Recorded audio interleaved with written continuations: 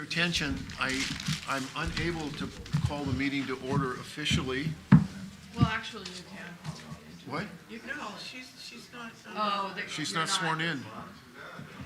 Okay, so I'm not going to record this, or do you want me to record it? What are we doing? I thought I could do my chair's report. We might be able to do some reports that don't require any action.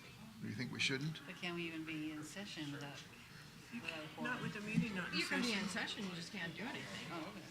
You can hear reports. You tell me.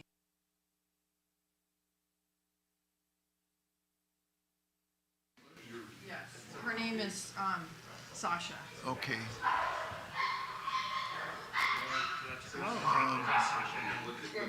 Can you? Are you trying to figure out whether you want to move forward with the meeting, or? If we want to start the meeting, Well, Sasha, we're not exactly clear what to do. We have two members missing. So we don't have a quorum because one of the members we have here is newly elected. She has to be sworn in. So I don't know if we can start the meeting or not. That's. Technically no, because you don't have a quorum. I'm sorry. Let's see. She's saying no because no quorum. Okay. Well, is Ted there? we'll just have to wait then. Ted could swear her in if Ted's there. Is No, Ted he's Williams not. online by any No. chance? I don't see him. I see a Wayne online. Yeah. I see a Wayne.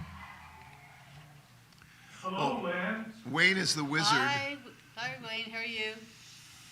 Yeah, the weather's cool up here in Reno. I bet it Those is. snow showers, We don't have that here, just plain old rain. and a lot of snow in the Sierra, which is good. That's right. You know, I was in Upper Lake this week for a basketball game and came out, it was 42 degrees. And it felt warmer at 42 degrees there than it does at 54 here. That's because of this humidity. I think it's the It's the moisture that humidity, makes it yeah. feel so cold here.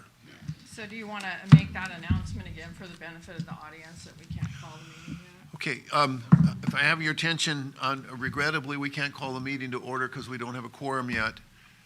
We have our newly elected director here, Ms. Lynn Finley, but she's unable to vote until she's sworn in. So until we can get either Susan or Paul here, we can't go forward.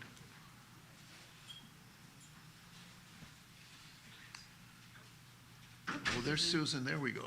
Yay, Okay. perfect. Right there on. Who am Well, I? you can, Where you am can I? choose. You can Yeah, go just a wherever quick you point of want. order, everybody. I was able to confirm something. So, Okay. and I apologize because this is my first time running your board meeting. So I see that you have 4 board members technically, right? And 1 needs to be sworn in. You can go now, right? Oh, you can't? Oh, okay, okay. I think we're clear now. Okay, so, Okay, so hold on. It's- okay. Yeah, if you have 3, you can go. So the first item of business is to administer those. Right after you call roll. Recording in progress. It's 5:05, we're calling the meeting to order. Our first item of business is to, well, first of all, we will roll call. Okay, Paul Garza, Present? Paul Katzif. Absent, currently on his way, or do we know? Yes.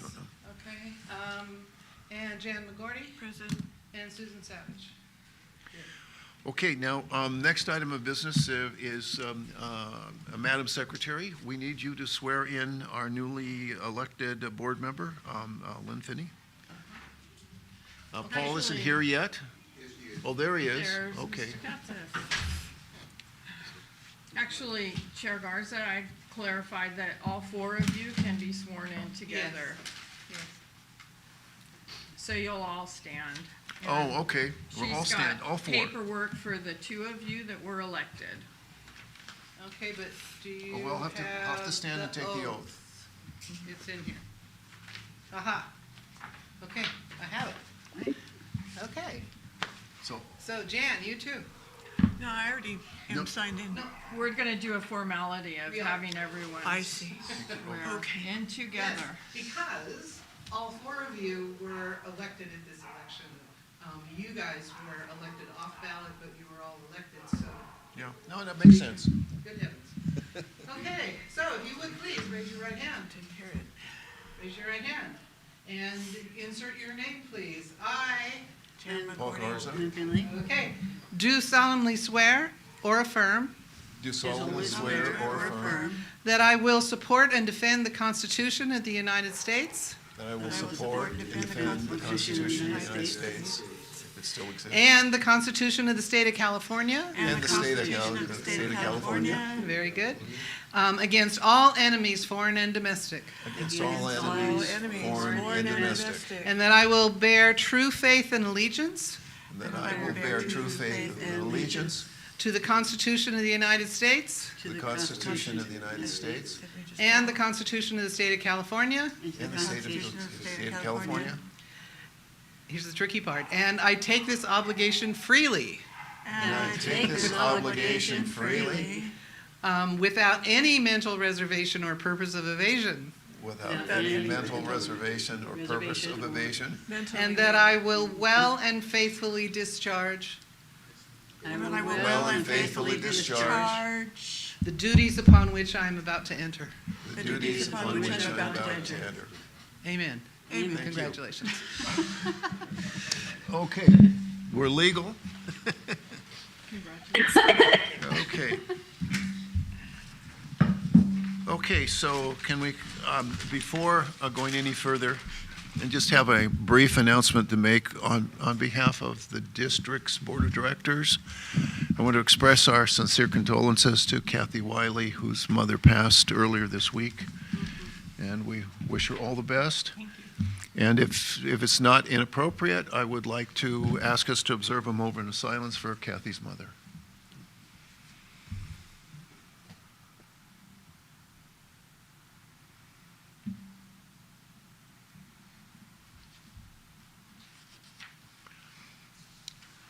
Okay, thank you. With that, let's get on to public comment for items not on the agenda. Public comment tonight? Okay, hearing Oh, yeah, none one then. hand. Oh, I'm sorry. We have one hand up. Linda Williams. Thank you, Miss Williams. No, that's the I think, cursor. yeah, that's just the cursor. Oh, okay. Oh, okay. Okay. So there is nobody. Okay, Okay. well, that's a little confusing. Okay, with that, I guess we need to move into closed session. Government Code 54956.8, conference with real property negotiators, 700 River Drive, Fort Bragg, California, district, okay. And then the second item is Government Code 54956.8, conference with real property negotiators, 721 River Drive, Fort Bragg, California. So with that, I need to ask you to excuse you from and closed session. And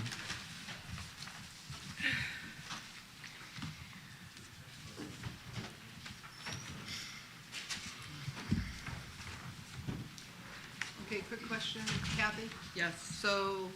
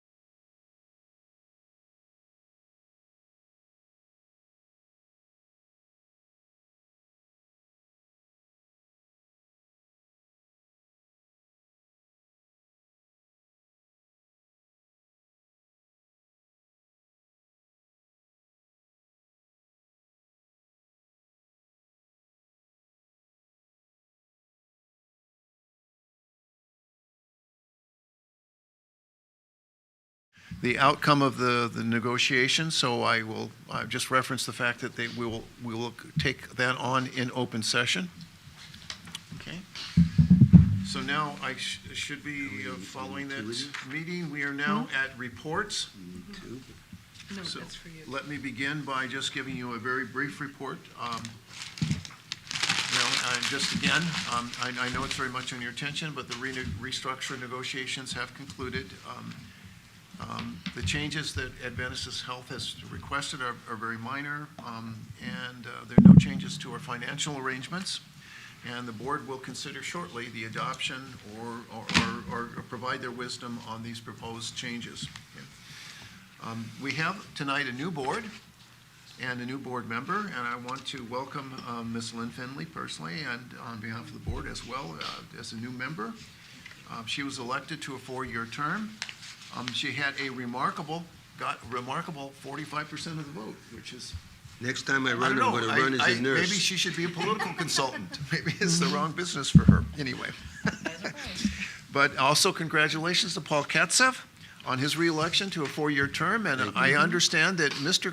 Director Katsev is the oldest person in California elected to public office. So that's a In very, this cycle. that's a very unique thing. Really? Elected in this cycle. Okay, interesting. And so I am looking forward to working with all of you and over this next term very much. Adventist Health Leadership. Adventist has announced several changes in our region. And among these, the current president, Judy Leach, is transitioning to a new assignment. At this point, we don't have any word about who is going to be taking on that role.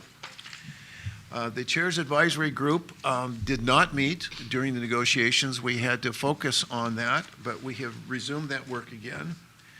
And we're again having some very good discussions that will help us, I think, at a minimum, substantially affect our future strategic planning. Okay. With respect to communications, Dr. Robert Serhan, who's the Chief Medical Officer of the hospital, and I presented to the Casper Schul a little bit back.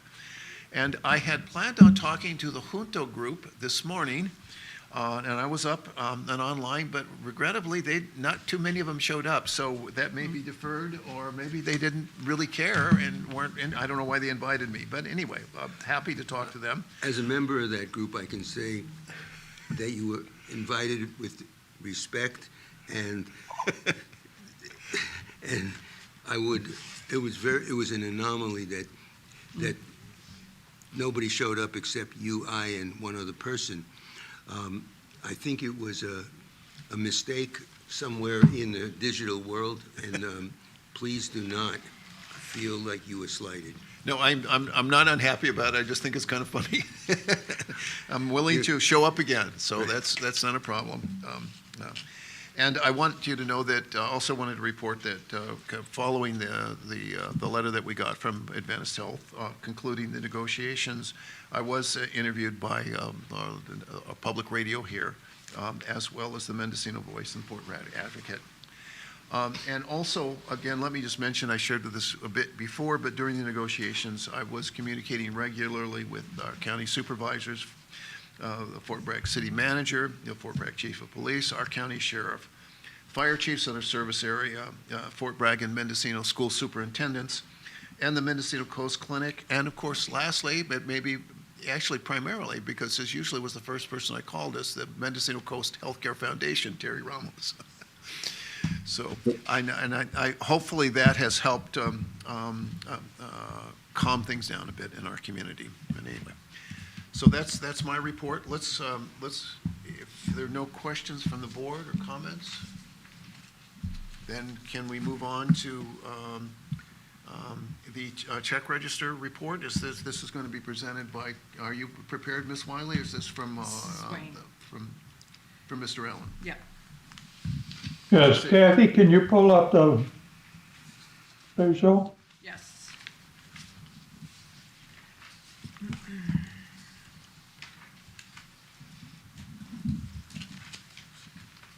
Can you see that?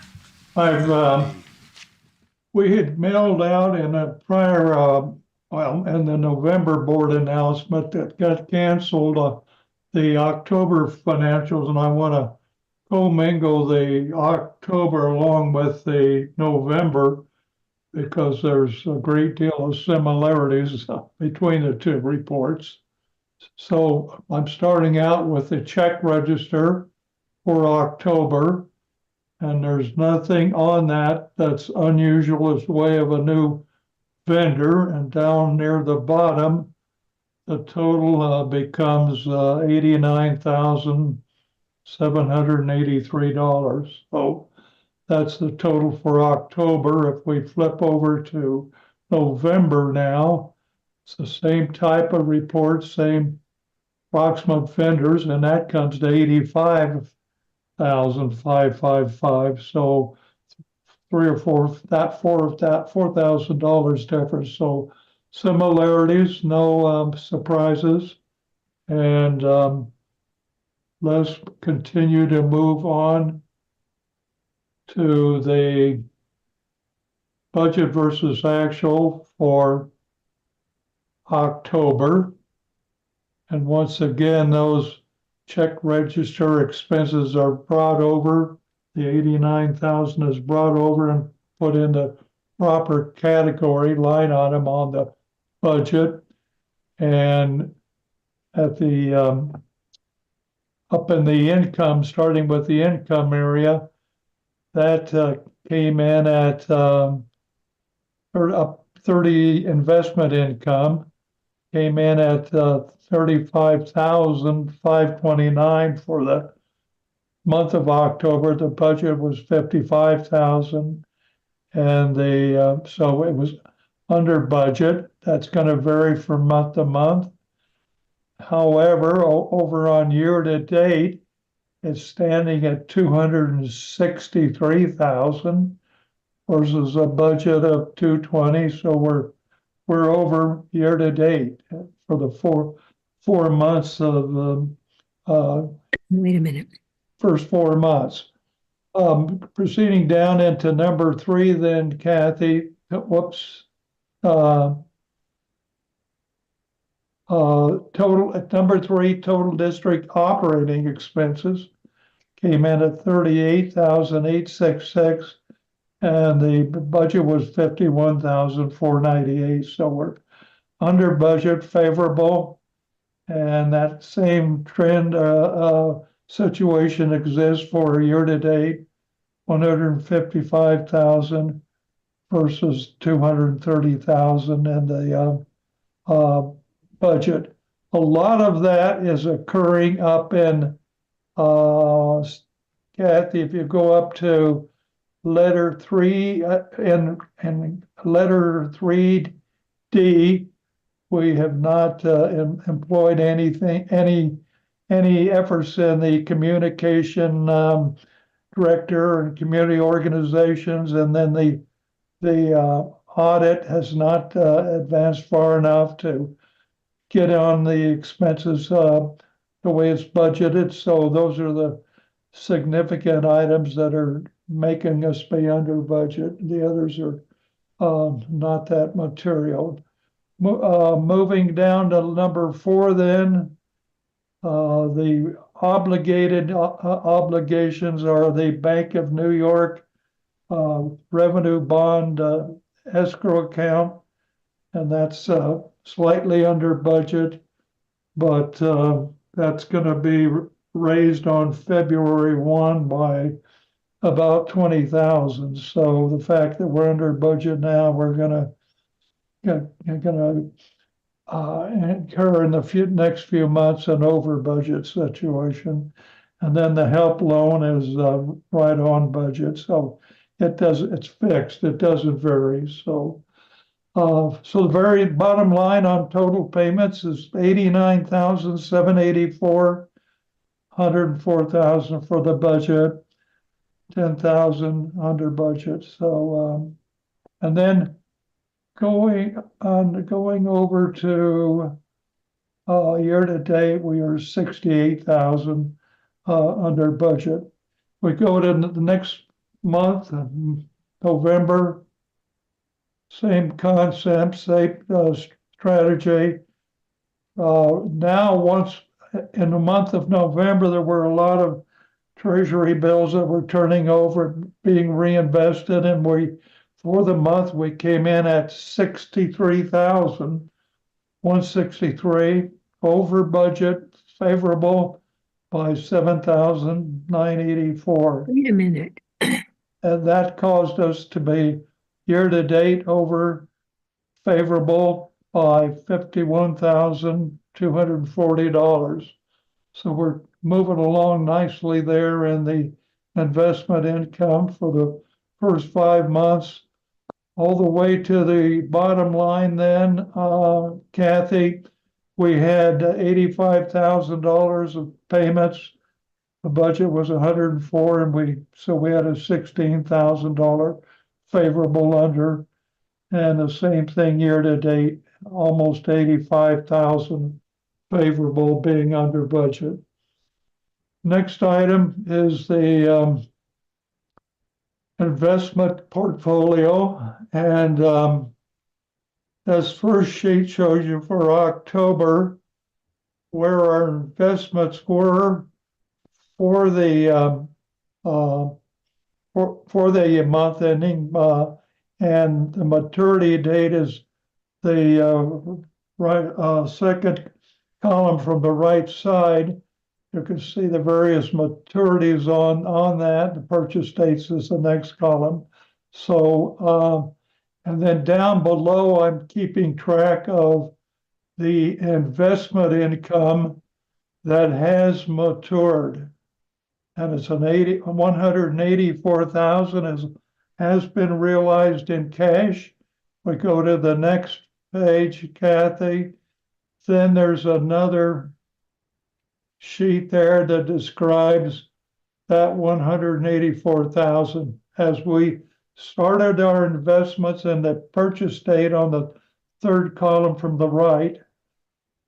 We started May 7th, and then the various, you can follow it down. So we've been after this for 7 months.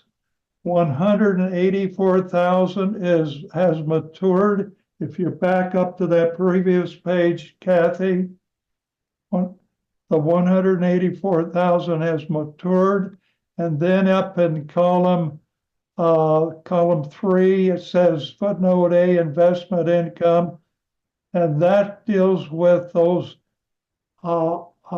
purchases there in inventory that have not matured. So you take the 171,000 of income we're going to have there as they mature, add it to the 184,000 that has matured. We're at a whopping 350,000 of investment income for our first 7 months. So we're doing very well. Next into November, same scenario there. The matured is up. I mentioned it. We had a lot mature in October, and that 50, and you'll see that 200. Excuse me. November. We had a lot maturing in November. It's 57,500. So it brought the maturity up to 242,000. On the next page, we got an inventory. 240, excuse me. We got 242,000 in maturity. It shows the various denominations. Let's go back to page 1. And there in inventory, we have up above 114,000. 114,000. We're almost at 360 or 70,000 at the end of November. We had some large dollar amounts that matured near the end of November, and they were in a holding pattern in Tri-Counties Bank in the sweep account, the money market sweep account. And so I added, we go down, keep going down, then Kathy, keep going then too.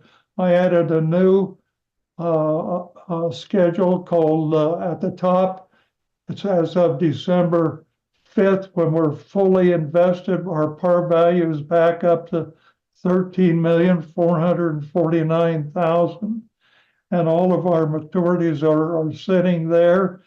And you can see there's 191,000 almost out there in inventory, 191,000. And then we've got 250,000 that has matured. So we're over 250 and a 190, we're over 440,000 for the first 8 months now of our investment. So 50,000. So we're just doing super. So, but I'll point out that the interest rate on this page, you'll see, has gone down from 5.1, 5.2% in that last column.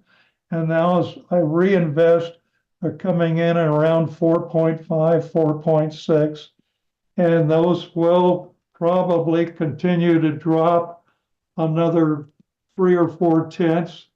The Federal Reserve is going to meet next Wednesday. They're going to lower the prime rate another 25 basis point, 0.25%. So it'll drive these interest rates down a little bit further, but we're doing very well. Next page. Keep going to the very end is our cash position. Up there. Our cash position at October 31 was 19,365,000. I'm continuing to work with the dentist on that first line item, the 4,783,000. We're almost, they've almost got all the invoices to support release of that. And then when I have that, we'll have a board meeting that with all the invoices, and we'll and they'll be documented, and that that possession that they're holding is really spent. It's there, but they've got it in suspense too, and so it'll be released. But anyway, it's being shown there for that reason. It's not board approved yet, and is not completed. Treasury bills, you can see how much they were at par value, and then what's in our Tri-Counties Bank, 639,000, and then in 110, and then that's in the tax revenue account. That's the Measure C. That account was set up and 110,000 in there, and then we have the LAIF account. Next page for November. What I mentioned there is not much change. I added another column because I wanted to show you that the par value, instead of just what it is it costs, I put a par value on there. So that is in there. And also I mentioned before that some money was on hold over in Tri-County near the end of November, and it's recorded there. It was waiting in their money market account, and I was able to get invested in early December. That's why I put those December reports on. So there was 4.5 million sitting there in Tri-Counties Bank. That's the end of my report. And any questions or comments? What exactly is the status of the audits now and where we're at? Because I think you said we might expect the first one at some point. When? And then you said the others would fall pretty quickly once the first one's done. What Susan, a little bit more about that. I'm having trouble hearing that, Kathy. But Know the status of the audit, Wayne? oh, the first year audit is, I guess, put a percent on it, probably about 75% done. And I was hoping it could be done by the end of this, well, calendar year, December. That may not happen. I think it's going to slip into January. The biggest holdup now is there's a liability with back in the days when the program we had that help me out on this, Lynn. We had that those programs that verified whether you had all of the issues with the, I'm trying to think of the word, where you had all the issues with the quality control or something. And anyway, we cannot get anything out of the, no surprise, the state of California on whether we have a receivable there or a payable.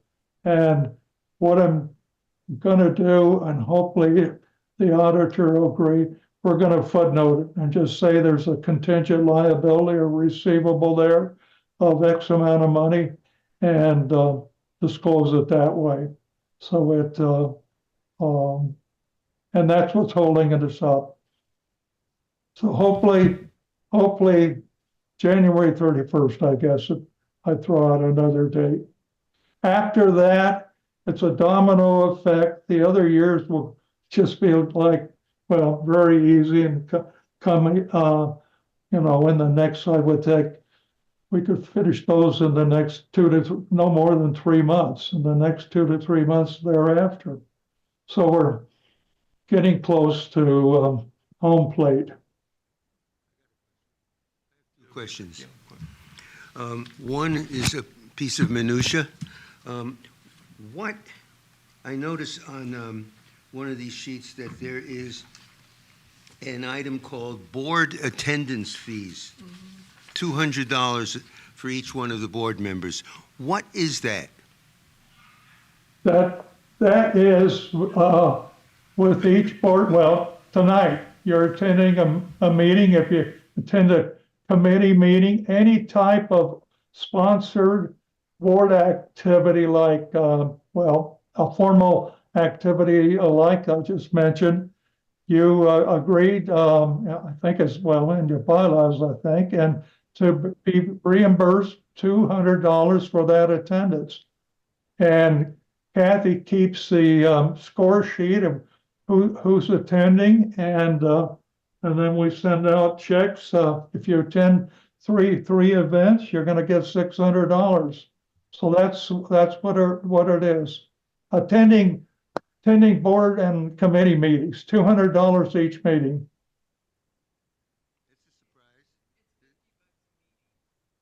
And you were made up. Each board member who wanted to take that income got $50 per meeting, starting from when you activated your bylaws. Which was when? 10/26 meeting. Okay, good enough. So that clears that little piece of minutia up. Wayne, you've been around for this healthcare district and the hospital for a long time. So I want to ask you your opinion, being that you've been privy to the financials and have a certain kind of perspective that we on the board do not have. Other than the fact that we have somewhere around $19 million, that we can sort of get our hands around that a little bit and know it's a big sum of money. But my question to you is based on your previous experiences with the healthcare district and the hospital, how would you define the financial condition of the Mendocino Coast Healthcare District Board at this current moment? I would state in 100% terms, I guess, it's in the best fiscal health that I've ever seen. This all goes all the way back then to 2006 is what the first year that I appeared there. We were operating payroll to payroll, and it was a terrible situation. We got through it, and then I left, and then I came back, and then things were in a terrible shape again, and we had to go into bankruptcy even. So this is the best one in 18 years, 18 years. And I think prior to that, what I can see in it, looking back 10 or 15 years, I've gone through the audits prior to that. It's probably the best ever. And to have you're in good fiscal shape. The internal controls are there now, and you're performing well and positioned with some sizable cash in the bank and the ability to borrow, and very strong position, Paul. Okay, so let me follow that up, if I may, Chair. Would that be all right if I? If you've got the floor. Well, thank you. So, go ahead. probably critical access hospitals, compare you're probably in the upper, at least up in the upper, probably the upper 10%, or at least the 20% factor of performing hospitals that are 25 beds and under. You're right up there in the top 20 or 10%. Okay, so this presents an interesting issue for us.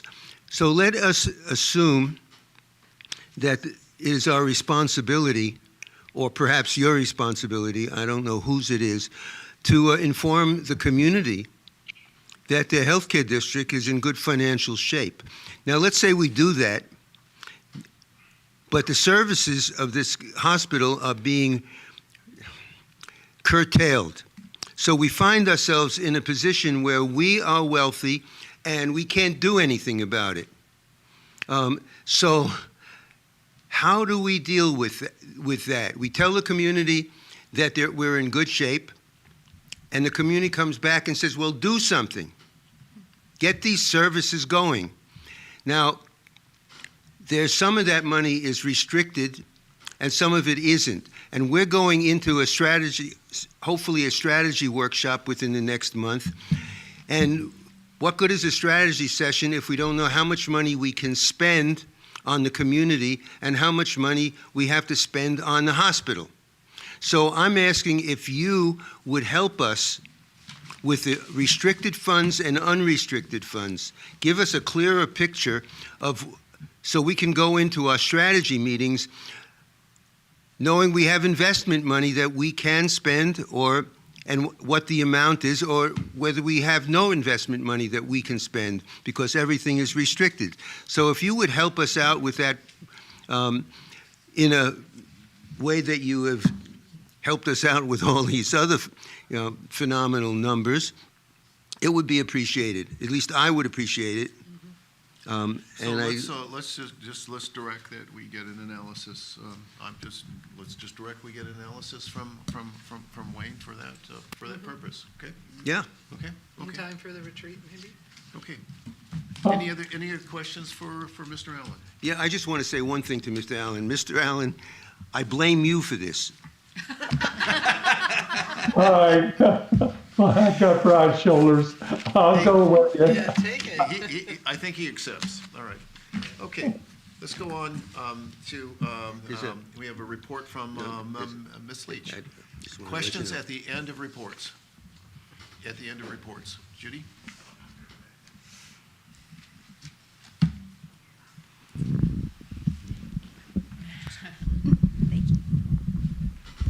Good evening. Thank you for the time to address the group.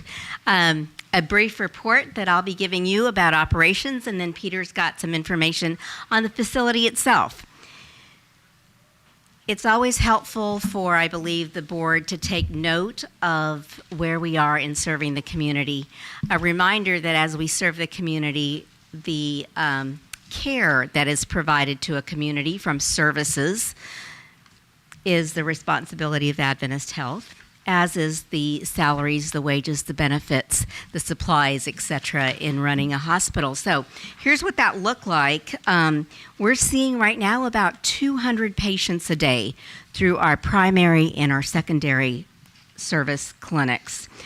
Those include primary care, behavioral health, orthopedics, GI, ENT, podiatry, pediatrics, urology, OBGYN, ophthalmology, and general surgery.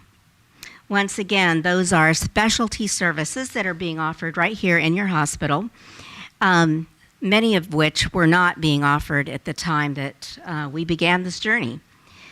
So what does that translate into the number of patients that we have seen so far this year in our clinics alone? We're not talking about the hospital, we're talking about the clinics. So far we've seen about 34,000 patient visits in our clinics. Once again, those are being seen through both primary and through specialty. The addition has been most recently in urology, and so those urology services are now being provided by Dr. LaMonica. We are also able to grow the number of ophthalmology services that are offered here. Currently, we have the most comprehensive ophthalmology services in all of Mendocino County right here at the coast. Also very pleased to report to you that the only ENT, that's ear, nose, and throat, specialty services anywhere in Mendocino County are being offered right here at the coast. We currently have 9 primary care providers who are accepting new patients. So I asked them last week, I said, how long would it take a new patient to receive services?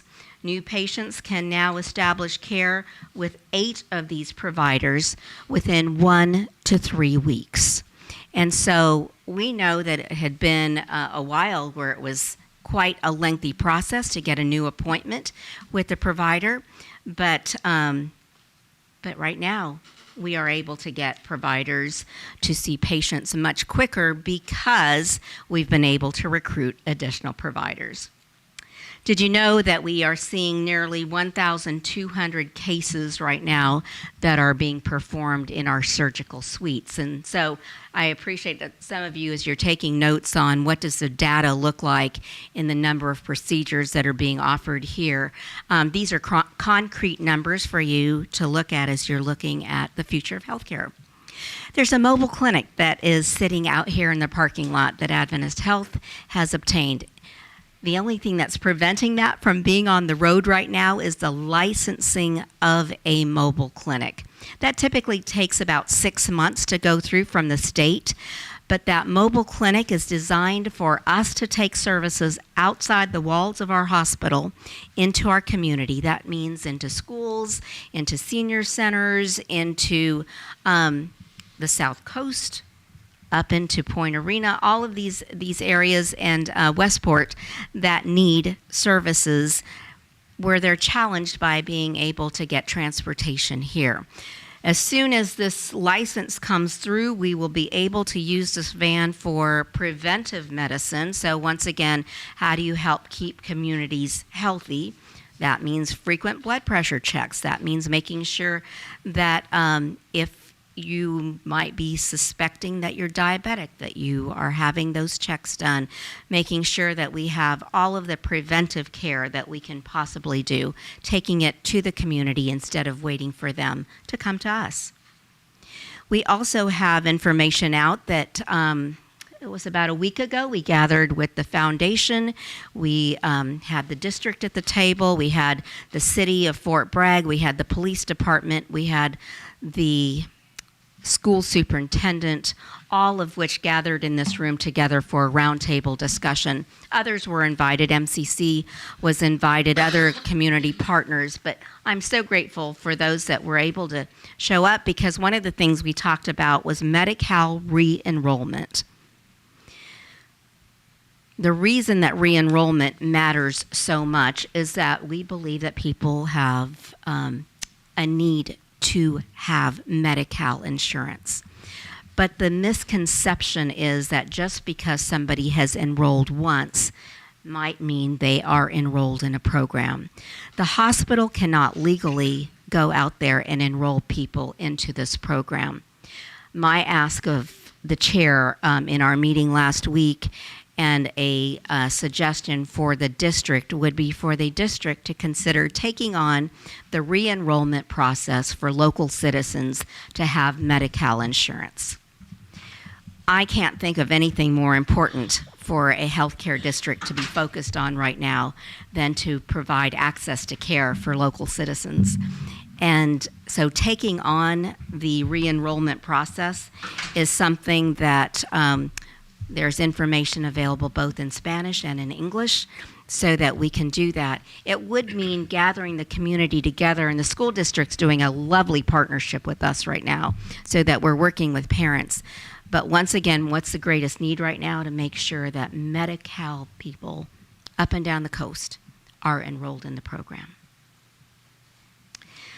Our imaging services continue to thrive on the Ms. go. Leach, just Yes. repeat that, because people may be listening, and that's something that I think I hope we can get behind in terms of helping you with the messaging, but Medi-Cal needs to be, a person needs to re-register for Medi-Cal every year. That is correct. And unlike other insurances where you have an open enrollment period, for example, that might be in November for many health plans, with Medi-Cal, your re-enrollment into Medi-Cal is based on when you last enrolled. And so it's a rolling re-enrollment process every month. In other words, if is an enrollment time period for somebody to enroll into it. It has to be repeated and repeated and Over repeated and over. and repeated. Yes, yes. We have provided a very comprehensive campaign to do this. And once again, so all of the information on how one goes about enrolling is provided in that toolkit. We would be so grateful if the district could partner to get every member of the coastal communities to be enrolled in the program that are eligible. Yes. So who specifically should somebody out there in the community who isn't sure about this at all, who should they contact? They should contact, there is a phone number that we provided, and we can share that with you again to re-enroll or to apply for Medi-Cal. Visit benefitscal.com, that's benefitscal.com, or call 707-962-1000. 707-962-1000. Thank you. Mm-hmm.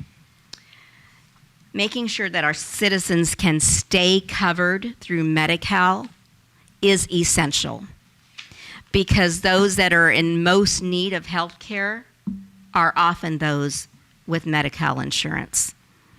So we're happy to meet with you separately and give you the entire toolkit that exists. We paid to have all of that information created, but once again, we can't be the ones out there that enroll them. And so the help of the school districts have been beautiful in saying, let's help you get to the parents of those that are eligible. But we have many, many members of our community who do not have children enrolled in schools. Absolutely, which is why we're asking for your help. Yeah. Absolutely. The information on quality, we have come a long ways in quality, and I'm very pleased to be able to share with you in the community that we are now in the top decile nationwide. You hear me say this often, and here's why it matters.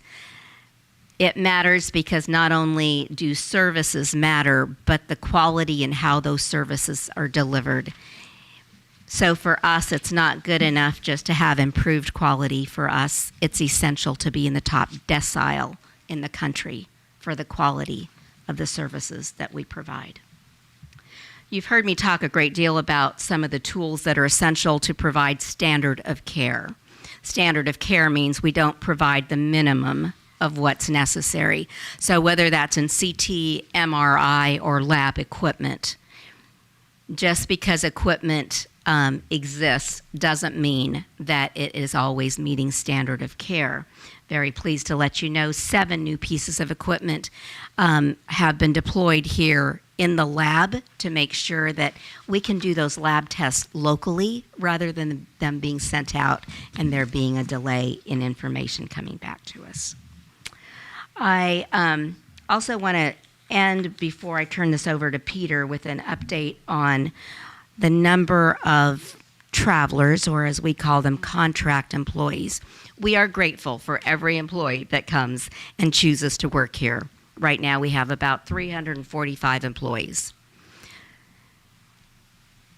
Before arriving here, there was a large majority of the staff who were here who were considered to be travelers or contract. This year alone, we have a 49% reduction in contract labor year to date. 49%. I don't know that you understand the significance of that. The 49% improvement means that these are people maybe who were travelers here and decided to stay here and make this their permanent home. It might be people who finally said, I am looking for a place that I can contribute my gifts and my talents in a community that welcomes me into their community. So right now, 94% of our staff live, work, shop, play, and call this home. 94%. In every community forum that we have shared that number in the last few weeks, I think they were quite surprised because we know historically that has not been the case on the coast. I will pause for your questions before I turn it over to Peter. Board, have any questions? Yeah, I have a question while you're here. It doesn't relate to your report, except a little bit sideways. I was informed that the MAT program, the methadone program, medical assistance to people who are in trouble with fentanyl and all the related drugs, that program was ended. Could you tell me, which is one of the biggest problems we have in our community is, drug use and drug death. And we know this has been recorded, it's been talked about. So why did the hospital end this program, which is so important to 100 families, and not inform us? Thank you for your question and allowing me to clarify. The program has not been canceled. The program has not ended. A contract for an individual that was providing that service ended, but the services themselves continue. How? Without the person who is responsible for it, I don't know who that person is, but without the person responsible for it, how have you continued this program in the same level of personal care and Sure. quality? The services have indeed continued through behavioral health resources that we have employed here. So while we had an individual doing it and that individual is no longer on the payroll because that contract has expired, we have other staff members who have taken up that work. How many other staff members? Or would Two there be individuals. somebody that I could talk to about that program? Sure. Joe Beanie, Joe? Dr. Joe Beanie, How would you spell that? Beaney maybe? Because I'm pretty much involved with beans a lot in my life. Yes, you are. Yes. Joe Beanie, All right. raised here in Fort Bragg, is now seeing patients full-time Was he in that film? in That video? behavioral health. Yes, he was. Okay. Yes. So he's seeing patients full-time that allow us to really work through this. And then we have a team through our emergency department under the direction of Ryan Uri. Thank you. Ryan Uri, who oversees our emergency department. So those two individuals are very, very engaged in the MAP program. So yes, it continues, it thrives because it is a great need. We have not taken those services away. I really appreciate the question because that's how rumors and misunderstandings sometimes happen, is because just because you make an employee change doesn't mean a service itself has gone away. And it's a really great reminder for me to also give you two other updates. One, we have just signed a cardiologist to be part of our medical staff. That cardiologist will be joining us by February. We hope January, but by February, and will be living on the coast. So he is a cardiologist from St. Helena and is very well versed with our community because he sees patients from our community. And we have been very pleased to be able to sign him. It is a huge lift to have a cardiologist here. Could I ask a question relative to that? Yes. Open heart surgery, Absolutely not. not available here on the coast. That is Where correct. is the nearest open heart surgery available to a Mendocino Coast resident if they have the big one, for example? Sure. So if you have an MI, your options closest to here exist at St. Helena, where they have a comprehensive cardiac center, or in Santa Rosa. Right now, there are no cath labs anywhere in Mendocino County. And a cath lab would be more important for a primary need in cardiology than moving directly to a space where open heart surgeries occur based on the number of patients that need a cath lab. So that is the conversation that continues is, will a cath lab be able to be built in Mendocino County? And there have been extensive conversations about that, and they will continue. We realize that going to St. Helena is not an easy trek, but right now that is our option. Yes? But to have a cath lab, you do have to be able to be capable to do open heart in case there's a puncture. That is We hope correct. there's some- Could you talk, I'm really interested in this, and I missed what you had to I say. would say that to have a cath lab, you have to have the capabilities to have an open heart surgery team, because if something happens during the cath lab where they actually go through the artery and puncture into the heart, you have to be able to do open heart surgery right then to save that person's life. So what you're saying is a mistake here can cause a death. Yes. Which is why they usually don't do cath labs in a place that you can't do open heart surgeries. Well, it's interesting because we have such an aging population, myself included. You're not getting any older, come on. I'm getting younger every day. I'm feeling it. But, I mean, so with the average age, as you said many meetings ago, of the intake at the hospital being somewhere around 76, we could assume that there's a lot of older people here who generally have greater amount of heart conditions than younger people. So we have a big population of older people here who are at risk if they have problems with their heart. What is there any plan afoot to deal with this issue? Plan. Is there a plan? Does anybody know a plan? Or are we dealing with life and death and we have no plan? So we do have a plan. Thank you. And the plan is we diagnose and treat patients here, and then we get them to the right level of care. There are a lot of services, unfortunately, that we don't offer here at the coast, even throughout the county.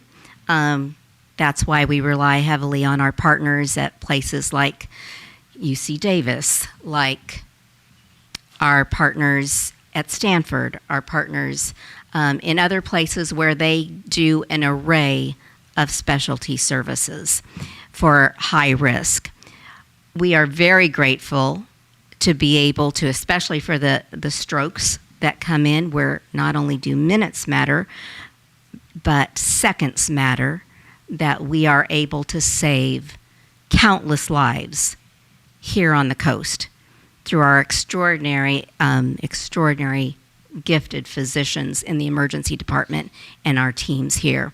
That's why having somebody like the cardiologist I'm talking about is going to be here to look at interventional, able to look at, and we have a general surgeon that just joined us who is a vascular surgeon. We haven't had that here in a great deal of time. And so we are having more and more physicians here who can do that. However, the level of care that's needed is also required to have a substantial infrastructure if we're going to do that locally. There has been a lot of conversation about building cath labs in Ukiah because you've got to have a certain population also to have that investment of dollars. And Lynn, you've lived in that space as a clinician yourself to know that there has to be certainly an understanding of what that means to have that huge investment. So whether that's cardiology, whether that's neurology, so if you wanted to do brain surgery, if you wanted to do any of that, there's a lot of components to think about what would be involved with it.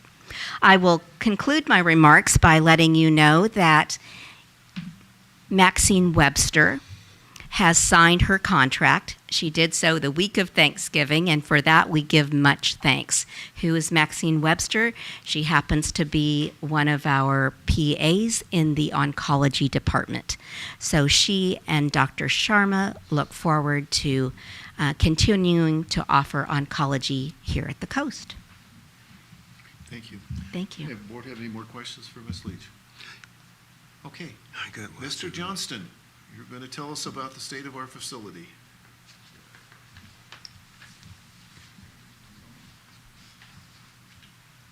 Oh, that looks pretty.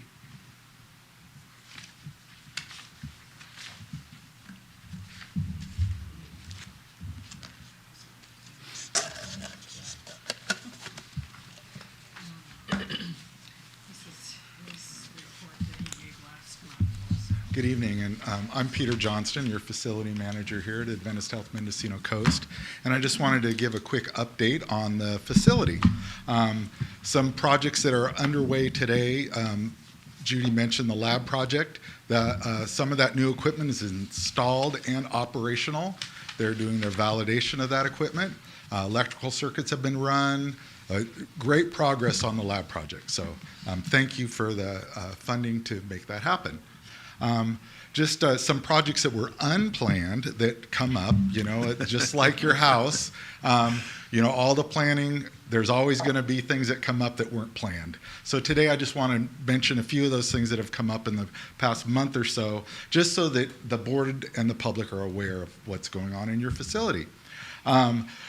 First couple of rains, we had the roof started to give us a little trouble over the central supply area.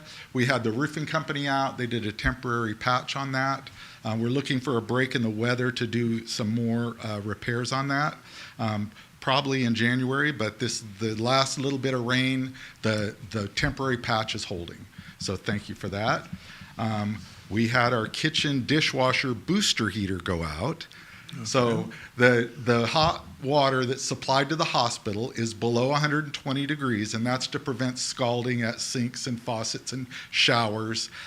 So there's a booster water heater in the kitchen scullery room that gets the water up to 180 degrees to make sure we get nice, clean, sanitary dishes. Well, that unit failed. It was not repairable, so we were able to purchase an identical unit after much shipping complications. The unit arrived. We got some help from Fort Bragg Electric and Plumbing, got it installed. It's now operational. It was kind of an expensive endeavor, but we now have a booster water heater in place. That was something that just happened in the last month. And while we're in the kitchen, the garbage disposal went out on us. Luckily, the Mendocino Coast Hospital had purchased a extra garbage disposal in just this occasion in case it went out. So we had that in the storeroom, ready to go in, and after quite a bit of labor to get it in, no outside cost, all in-house cost, about 40 hours of 2 techs, 20 hours to get that garbage disposal installed. It was a bear. It was not a like for like, but it's 100% now. So anyway, kitchen's got some good work happened in there. Our CT scanner HVAC unit went out. That's the air conditioner that keeps the CT room itself cool. So the patient and the machine need to be kept cool. It generates quite a bit of heat. That unit went out on the roof. The condenser coil on the roof had a refrigerant leak. We were able to get a replacement coil shipped to us. Local HVAC contractor helped us with the refrigerating side. We pitched in with 2 of our techs and got that unit replaced, and that's back up to speed, or back up to 100%. Cooling unit in the CT room is now working. We had a temporary unit in its place while that was being repaired. Just a reminder that the diagnostic imaging building is got some older equipment on it, so we need to keep an eye on that in the future. An update on the vacuum pump project. We continue to have issues with that. I want to thank the board for funding the project. We had been working with the state in high hopes of being able to perform the project as a retrofit repair and not turning it into an HCI project, a state project.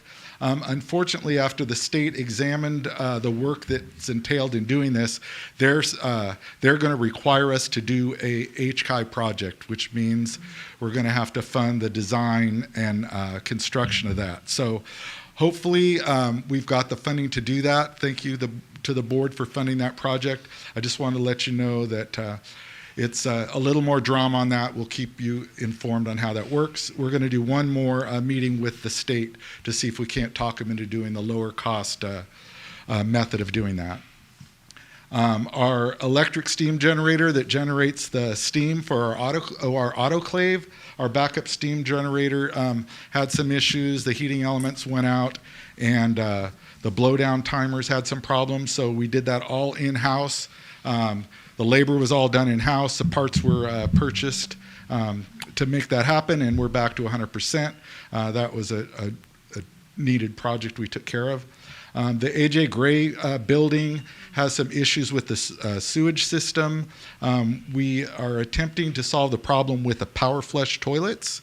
We had the drain service come out and get everything cleaned up, and that was his suggestion that we try a power flush toilet to try and help with that. That is routinely backing up, so we need to keep an eye on that. That A.J. Gray building is about a foot too low to the ground. Mm-hmm. Yeah, so anyway, just some things we're working on. The ambulance service needed 3 of their gurneys repaired. Those are the power lift gurneys. That was a great cost savings. I know there was considered replacing them, but we were able to get those 3 gurneys repaired at 1/10 of the cost of new gurneys. So Davy's got new gurneys for our repaired gurneys, 3 gurneys for the ambulance service. That was great. And then continuing on about the ambulance service, Davy has got the new ambulance has been delivered. He's got the radio installed. He was able to reuse a radio from one of the old units, so we saved the cost of buying the radio. It was just the labor to have it moved over, which was very low cost. The last step to getting that new ambulance in service is going to be to get it wrapped, the graphics wrap. So right now it's just a bus with no markings on it. So to get that into service, we're working on getting we've got the quote together, and we're working on finding some funding to do that. Maybe we might need a little help with that.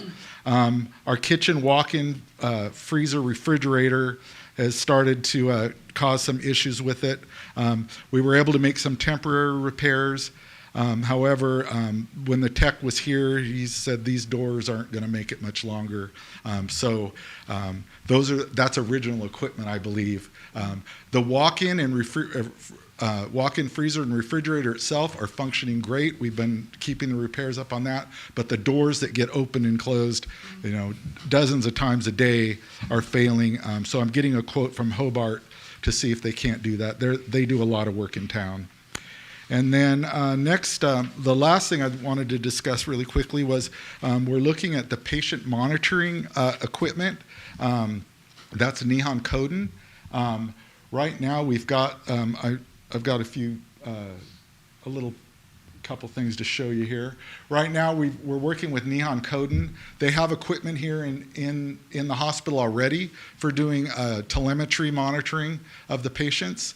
However, the monitors that are at each bed,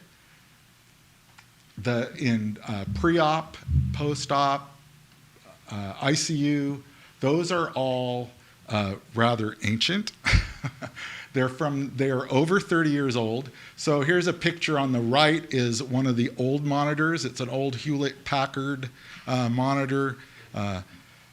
You probably remember seeing those when you were a nurse here. Anyway, and on the left are the new Nihon Koden monitors that we're going to be proposing.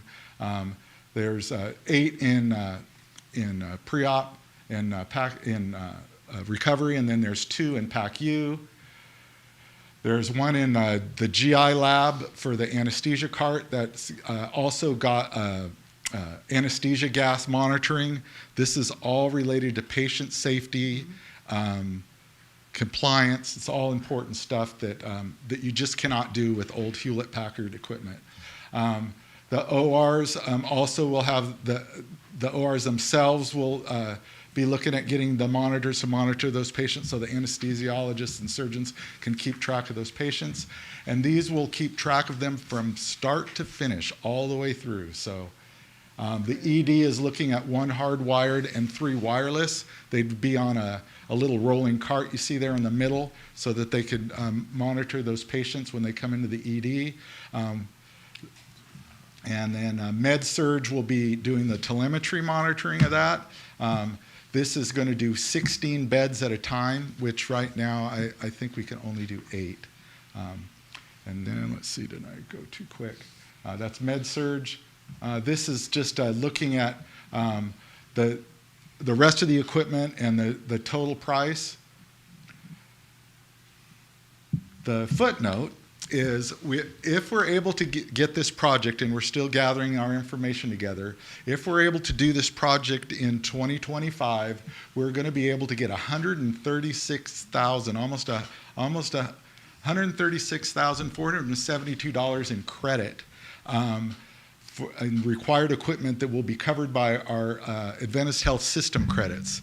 And there's a lot of things that go into that, but the big part of that is that we agree to buy their disposables that are an ongoing cost. The existing patient monitoring equipment, again, is 1992 vintage.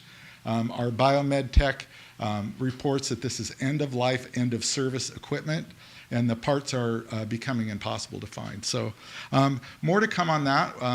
Just want to keep you guys informed of things that we're working on. Okay, great. Does the board members have questions? I have one then. Yes, sir. Rossini. We have been contacted by one of the local roofer companies that we used in the past. They're telling us that the A.J. Gray building needs to have a new roof up right away. We thought that it was A.J., but what's it? No, What it is building the is? AJ, if you're talking about the latest quote that Redwood gave, Right. that's for a full roof replacement for the AJ Gray building. Right, right. And they went up on the roof and said they thought it would last at least 1 more year. And it's part of the whole facility discussion about what do we do with that building. So I was just asked Mr. Johnston what he has a view on that. How does it? So that's an important building to us. Yes, One of the IT rooms equipment. over there is the IT server room where it's the point of entry for fiber, telephone, many things. There's an air conditioning unit in there that we keep a close eye on, and there's some buckets that we empty on a regular basis. Right now it's the winds that we just can't seem to get a handle on where the leaks are coming from. When the winds are blowing the rain horizontally, it actually will go uphill. Water goes uphill. So, but so far it's December, and we're doing really well on the temporary repair. However, Redwood Roofers is keeping a close eye on that with us every time they come. Okay, So. just appreciate that. Okay, thank you. Okay, then, the final report, oh no, I'm not, that's not true, I'm lying.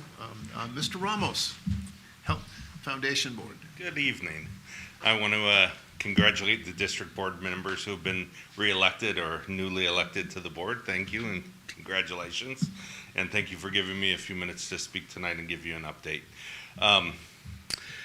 It's been an interesting year for the foundation, and I'm happy to say we've gotten through it. We've met all the goals we've committed to this year, and are continuing to give out money and grants, and very pleased with where we've ended up. We're going into the new year thinking about what we're going to do and focus on next year. And we're starting to look at hiring a limited amount of part-time staff for very specific things. So I guess the big thing for us is we're getting through it, we've gotten through it, and things are going well, and we're continuing to do the, good by the community. So that's what I wanted to say. Thank you very much. Thank you, thank you. Any questions for Mr. Ramos, board? Okay, Ms. Wiley. Thank you, Chair. I was late getting my administrator report published. I'll get a copy printed to you after the meeting.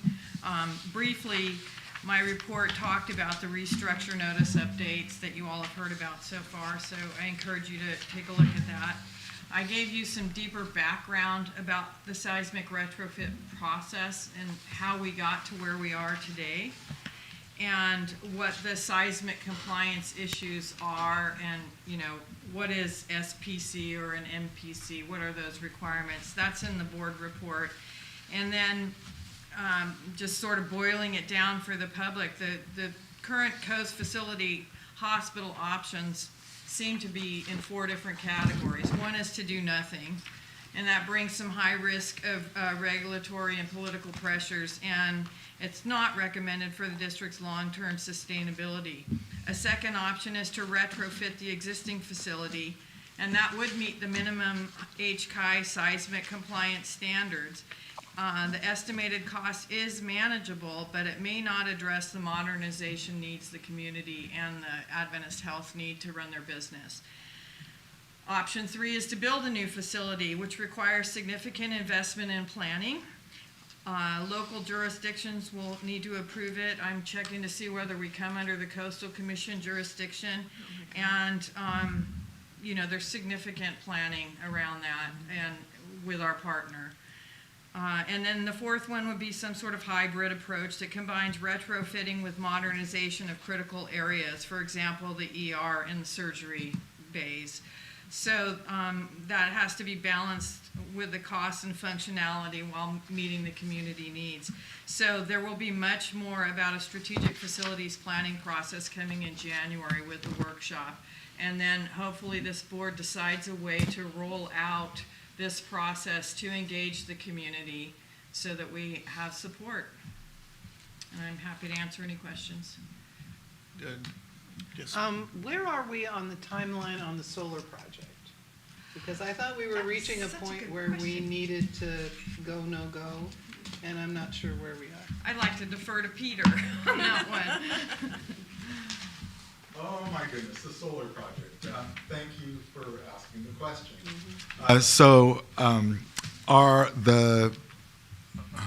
Engie, the company that had developed the project, came and did an assessment of our existing electrical distribution panels that feed the main hospital, and have determined that significant cost will need to be invested to tie in the solar with the existing equipment. So they're going back to the drawing board to see if they can make it all work out where the solar will generate enough electricity to pay for this needed upgrade. So anyway, more to come on that, but that was a little bit of a disappointing, I guess I would say. So thank you for asking. Yeah, so the solar is going to have a battery system? No battery, Paul. So straight solar to Straight solar that would feed the grid. However, it needs to be tied in to our existing electrical in order meter to get it system. into the grid. Our 53-year-old electrical distribution So center. it needs to be tied in order to get into the grid. Right. It needs to be tied into the hospital and into the grid. But it Yes. is not going to directly run any equipment. If PG&E goes down, this is not a backup. No, we have generators for that. And have you asked them about battery backup? We did look into that, Paul. The cost of the batteries is significant. Maybe in the future that might be a good opportunity, but their recommendation at this time was to get the solar installed and tied into PG&E. You're going to get significant payback on that, and then consider the batteries a little further down the road. PG&E recently lowered its payback from 25 cents a kilowatt to 5 cents approximately. Have you factored that in? So due to the quick action of the board, we were able to get grandfathered into the higher rate, and as long as the project doesn't change too much, that will remain. Yes, Director Savage. The part of that solar project, as I recall, had to do with the land that's right across from the clinic. And given that there are discussions about build, remodel, all of that, not sure where that fits in with that. So what is the timeline for, or have we already committed? Because I think at one point it was thought that we would be interested in allowing access to. Yeah, so the application's been submitted and we have not lost our spot in line. Okay. So once Angie gets back to us on the payback on that, I will present that to the board.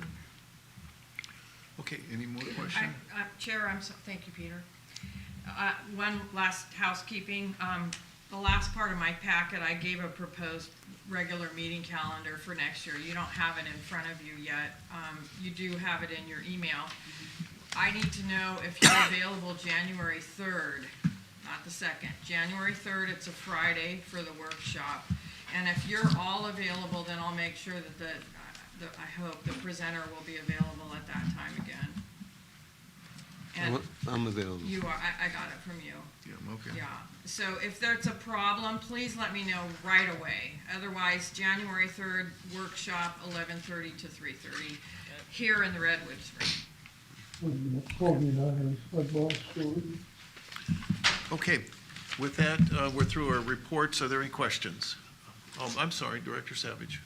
Yeah, I had a question about the calendar of meetings, because it says that the location is here. And I thought we were in discussion about possibly having some kind of a roving schedule. Yeah. And so this is a pre-publication, it's a draft. Yeah. Is it possible to take that off of there, or locations to be determined? Yeah, I can have, yeah, that's probably the best. Yeah, idea. and I don't know how soon we need to determine that, as to what kind of a rotation we'd be interested in to get to, I'm assuming, Fort Bragg, Mendocino, Elk, and Casper. Right. Seem to be the places where we can gather some people. Well, And that has the, I'm not sure about Casper, but the internet to do the connection that we Zoom have for meeting, these yeah. meetings. Yeah, thank you. I had forgotten about that. Okay. Yeah, of course, well, we all love Casper, and we also like the people who live there. Thank you. That one's a little bit difficult because the facilities there don't have internet, so we have to think about that one a little carefully. But we now have questions from the public for anything on the reports. Mr. Ramos. I have one comment that I forgot to do during my report. I want to say thank you to the district and Adventist Health for getting through the negotiations quickly. There was a lot of concern in this community on what was going to happen, and I'm glad that you all jumped in and got it done very quickly, so thank you. You're welcome. Thank you. Questions? Yes, Mr. McDonald. It's now been 47 minutes since I raised my hand after Wayne Allen's financial reports and was denied You the have a chance. question, please. There are questions and there are comments. The comment is that this chair is oblivious to the Brown Act or the government code that requires. Mr. McDonald, I don't want to get into a Brown Act discussion. Why this are you evening. interrupting me? I'm recognized Mr. to come up here. You're interrupting my 3 minutes. For a question. It's questions and comments. The category is literally public comments. Get that through your head. Okay. Maybe the rest of the board will take notice of how many mistakes this guy makes as chair in the agenda creation and in this stuff that goes on month after month after month. Every item on the agenda requires a public comment section to it. I would note that you let the board ask questions following each report. You didn't stop and make them wait till the end of all the reports. I've actually forgotten one of the questions that I was going to ask about Mr. Allen's reports. I can just call him and ask him tomorrow. But this needs to be pointed out. Each item, and it doesn't matter whether you label it reports or new business or old business, you need to have a refresher on the Brown Act, a thorough one. I'm not even, geez, it's not good. That's just the bottom line. I hope the rest of you, including your fellow Democratic Party members, are thinking about this in January when you vote for who's going to be the officers here. Comment? Okay, do we have any questions? Okay, seeing none, let's move on to consent calendar. Are there any items that board members want to pull from the consent calendar for discussion? Okay, hearing none, are there any public comments at this point on the consent calendar? Mr. McDonald. So, this is kind of a chastisement comment in that your board resolutions about the signature authority for the bank accounts and the LEAF account. This takes us back to changing the time at which you vote for the officers of the board. As it was done in the past, for many, many years, maybe even before Wayne first came here, I can't remember exactly, the officers of the board were voted on in December. Taking the treasurer's name off now deprives us of having a treasurer on the list of these account signatories. It would only be logical that the treasurer of the board, whoever that may be, would be a signatory to the accounts, the different bank accounts and the LEAF account, not just the chair and the secretary, which, that's another option, but it logically and historically here has been the board and the treasurer and the CFO. Thank you. Okay. Do we have a motion to approve the consent calendar? I'll move it. Okay, a second? I'll second. Okay, any discussion for board? Okay, roll call? Okay, Lee Finley, Yes. Paul Garza, Yes? Paul Katza, Yes. Jen McGordy, Yes. Susan Savage, yes, it's approved. Okay, thank you. We're now moving on to new business. First item is to receive and consider approval of the Adventist Health Lease Restructure Letter dated 11/22/2024. That's 7A in your packet. Okay.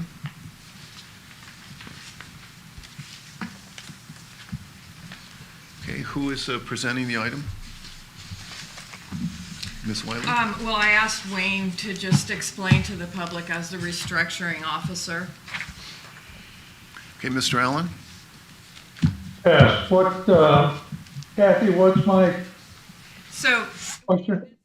summary of the letter from Eric Stevens, the final letter, and then the board is going to be asked whether or not they accept this letter. And that would start the process for investigation of running the thrift shop. Whether, and my comment about what then, the letter, Just your comment about if you have a recommendation about what the board is to do with this letter in your role as the chief restructuring officer. okay, understand. I would recommend to the board that the contents of that letter, wording of that letter be adopted. It is very clear that it's minor adjustments. The business about possibility of taking over the lease on the thrift store is still a possibility until February 1st. The board can make a final decision, and rearranging the wording on the lease document is just rearranging some wording. It doesn't change really the intent of it before. It has the same intent after, except it's a little clearer. So I would recommend approval of those, of that letter and its contents. And the chair send a acknowledgement back to Mr. Stevens. Any questions at this point? Yeah, McGordy, Ms. McGordy? Yeah, I'm curious about how we would figure out whether or not to take the thrift store, if we should have an ad hoc committee. Well, I believe we should, but I think we need to, I think we should approve the letter, or if we're, approve the letter first and then let's deal with the ad hoc. Okay, sorry. I make a motion that we approve the letter. Okay, Okay, and I'll second. second. Well, before we do that, before we go to the motion, we've had board quiet. I need public comments on this. Any public comments? Mr. McDonald? I question the language of the agenda item in that you're really accepting the letter from Mr. Stevens. You're not approving of it. He approved of it, or his secretary or people above him at AH approved it. I think the language really should be accepting the letter from Eric Stevens. I'll modify my motion to use the word accepting the letter, to use that phrase. And I'll, as a seconder, I'll accept that as well. Okay, it's been, any more board comments at this point? Okay, then roll call. Okay, Paul Garza, Yes? Paul Katzef. Yes. Jan McGordy. Yes. Susan Savage, yes. Lynn Finley, Yes. approved. Okay, now the additional issue that's a very important one, we need we need a group to take a good look at the operation of the thrift store and do some analysis and come back to us. So if I recall right, Mr. Katzoff, Director Katzoff and Director Finley have agreed to serve as an ad hoc for that purpose. So without any objection, I will appoint them. No objection. Okay. Okay. And thank you for doing that. And we look forward to your good work on that. It's going to be an interesting one. Okay. Now, next item, I don't know, we have an ad hoc committee report on the approval of the, receive and consider approval of the Measure C bylaws revision dated 12/12/2024. Director Savage or Director McGordy, one of you prepared to present on that? I'll actually jump Yeah, in please. if you'd Yeah, like. please. I Okay. kind of put him on the spot. Susan was gone for the month, so I asked Jan to help, and that was at the request of Chair Hurst, the Measure C Committee Chair, who suggested that the Measure C bylaws be revised.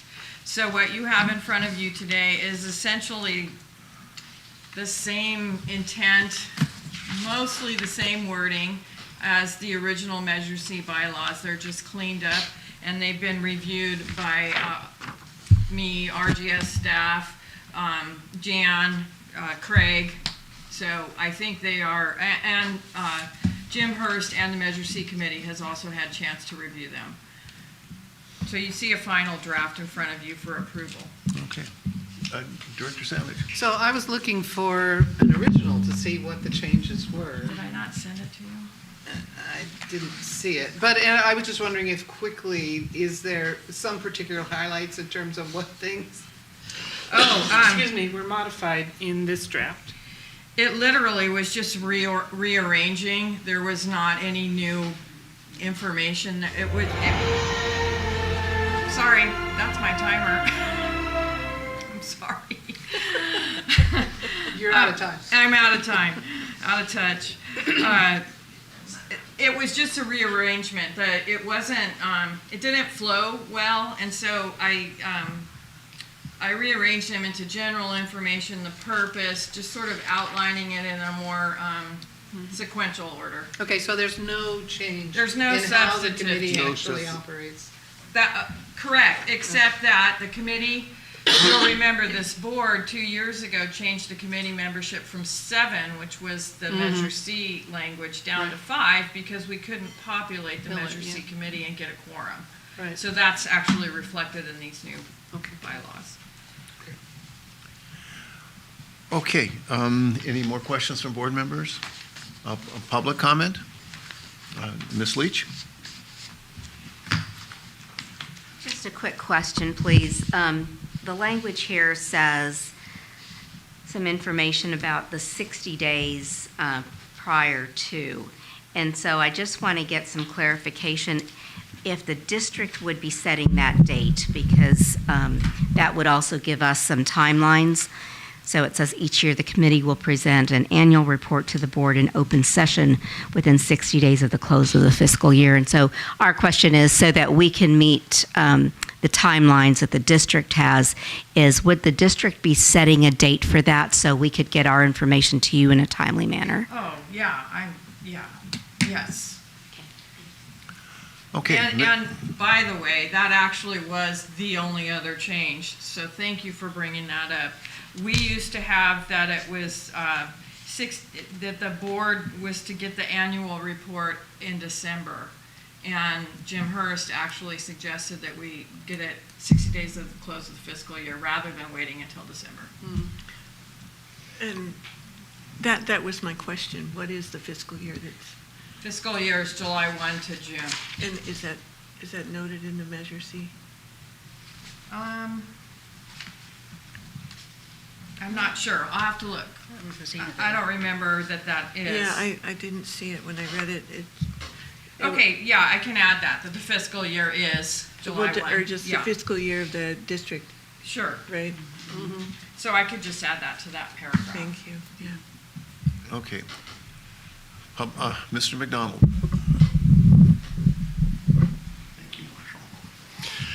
I did go back and read the 2018 original ones, which if somebody's looking, go in the 2018 agendas, and it's near the end of the year. I wish I could tell you the exact, I want to say November, but I don't want to say that's for sure. I think Kathy did a good job consolidating this. She hasn't paid me anything to say this. And Judy brought up the only thing that I would, I wouldn't even say was a quibble, but just a clarification. And the only other change is that we're down to 5 members as opposed to the original 7. So I thought you put all the membership stuff in one place when it was kind of scattered in the old one, and other little changes like that are big in the making it easier to read it and understand it. So good job. Okay, thank you. Okay, if there's no more public comment, are there any board debate, discussion here further? Ms. McGordy? I'd like to move that we accept the bylaws of the Measure C committee. But you want to? Adding the fiscal year. Adding the fiscal year. Okay, adding the fiscal year. Is there a second? I'll second. Okay. Any more discussion? Roll call, please. Okay, Paul Katzif. Yes. Jan McGorty. Yes. Susan Savage, yes. Leland Finley. Yes. And Paul Garza. Yes. And it is approved. Thank you.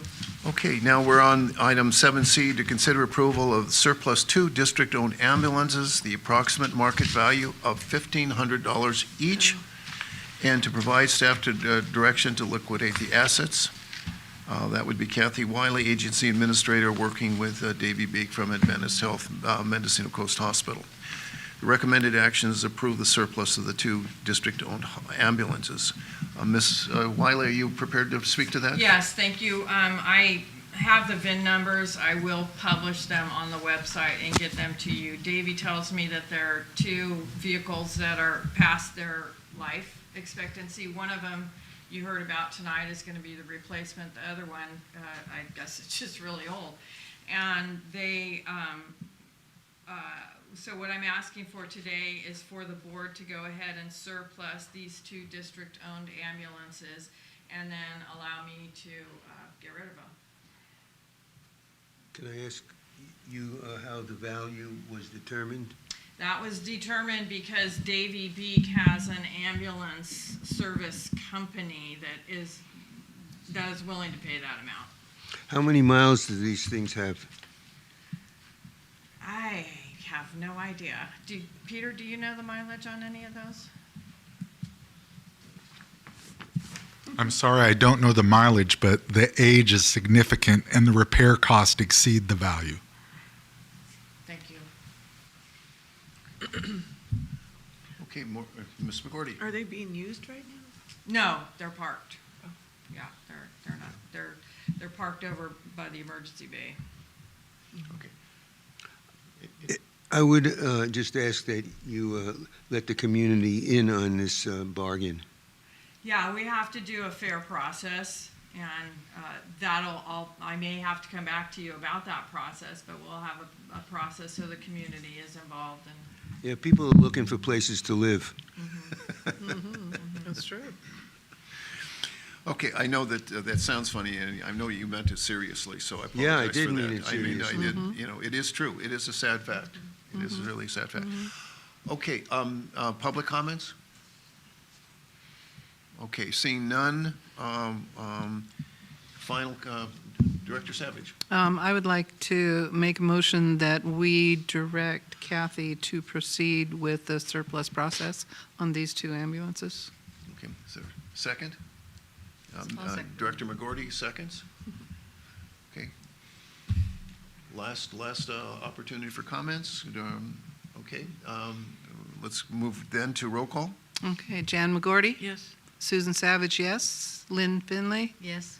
Paul Garza? Yes? Paul Katzif? Yes. It's approved. Okay, we're now on item 7D, to receive and consider approval of a health management agency contract for assistance with the voluntary rate range program, which sounds a little strange, and studying the proposed countywide hospital improvement district under consideration by the Mendocino and Lake County Boards of Supervisors. The recommended action is to approve this contract. We ran into this, interestingly enough, this particular group, because when we began negotiations with Adventist Health, they believed that they could get a considerable more, greater amount of money from an intergovernment transfer mechanism if we resumed the billing and collection and that kind of hard administration of the hospital, and they would then retreat, in a sense, to just providing the medical services. That turned out not to be true, but in the interim, I was talking to as many people throughout the state as I could find who had some knowledge and expertise in this to get background. One of them, one of our colleagues who happens to be on a board in Pismo Beach, of all places, indicated that there was a consulting firm based in Sacramento that were really excellent about this, and we should talk to them. So we got an appointment with them and talked to them, and one of the first things that they told us was that based upon everything they knew, we should be able to receive the intergovernment transfer monies. This is for us about $1 million a year. Now this is of course a famous story because a former treasurer has been castigated endlessly for putting money into that intergovernment transfer program, and then we had a scramble to get it back out, and it took quite a while. But it's according to them, that's the Health Management Agency, they believe that that was a mistake by the state, and they specifically cited that the individual who made that decision was new on the job, had only been there for a week. And so it appears that we should be entitled to that money. Our tax base is approximately $1.6 million a year. The best we could hope for from that fund would be about 1.2. Most likely, we're going to get about $1 million. So it seems, and they're very much convinced that we should be receiving that, and we can participate in that. It's a pool that the state sets up, and that we should be participating in that pool. On a result of that conversation, I thought it would be appropriate for us then to move forward and get into a contractual relationship with them to see if they can, in fact, recover that money for us. I think it's quite a reasonable thing to do. I would agree, especially since we have Wayne Allen investing money. It's $50,000, approximately $40,000 a year if we get that $1 million back. So the return on investment, depending upon the size of the contract, seems to be a good one, at least in the way I calculate things. What do you think, Wayne? Wake him up. Wake up, Wayne. Hello, Wayne. What? I caught you napping, Wayne. Kathy, no, I'm having trouble hearing. You guys have got to get a different mic system. But anyway, Kathy, what's the question? So Wayne, he's wanting your analysis of this contract and spending this money. My analysis of it? Yes, whether you recommend that we do this or not. Yeah, I recommend we do it, yes.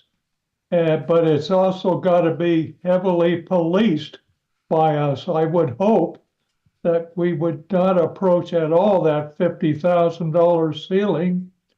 And because these guys are very expensive on a per hour.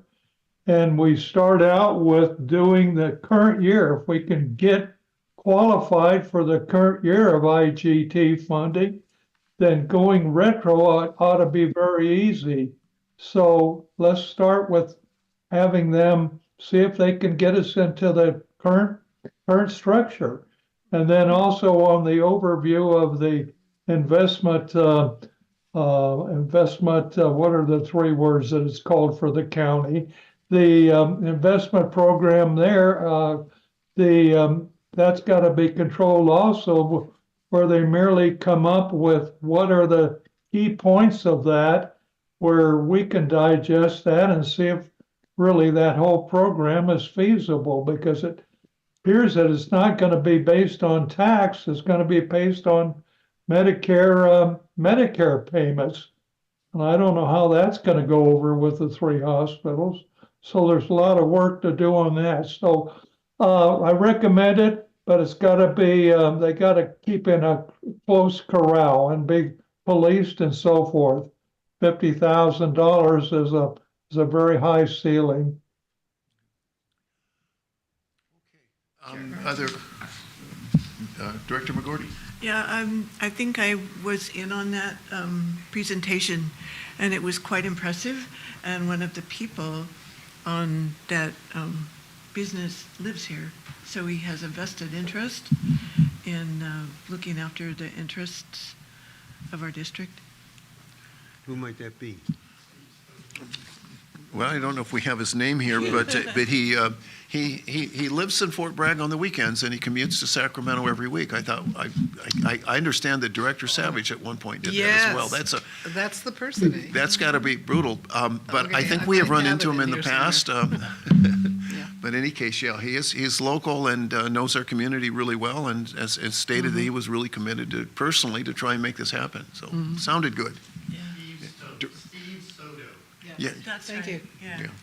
So, given Wayne's comments, one thing the board might consider, if you look at the deliverables in this page 2 of the contract, the board might consider authorizing the first deliverable and a not to exceed amount, say 15,000, and see how that goes, working with this contractor. And then consider more as time goes by and work is done. Where are we? This is, so we are on 7D, and I'm saying on page 2, the deliverables, the first one box, you might authorize that work under this contract in a not to exceed amount. And question, are you recommending 15,000? I just pulled it out of the hat. Yeah. Originally, their estimate wasn't that high as 50. I just used that number. Don't use that number that No, I it's used. actually in the contract. Oh, really? Not to exceed 50. Yes.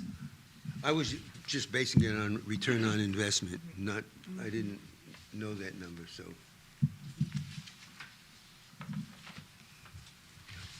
Well, that 15,000 that you pulled out of the top of your head, maybe we should ask them what they charge us to do that, and then we can negotiate, instead of just telling them not to exceed 15,000. Maybe it's not to exceed 10,000, maybe it's not to exceed 20. We don't know, and you don't know, Right. and I don't know, so maybe we should ask them what they'll do it for. And I'm happy to do that. He was on the line earlier, but I believe they're in Texas, so he couldn't, one of the guys could not be on the line. But I'm happy to bring this back and have them on a phone call, on Zoom to ask questions. Great. If that's your preference.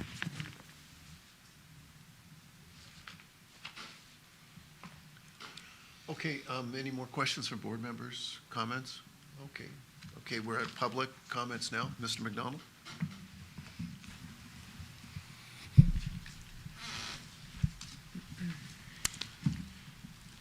I've spoken to Steve Soto in the past a couple of times.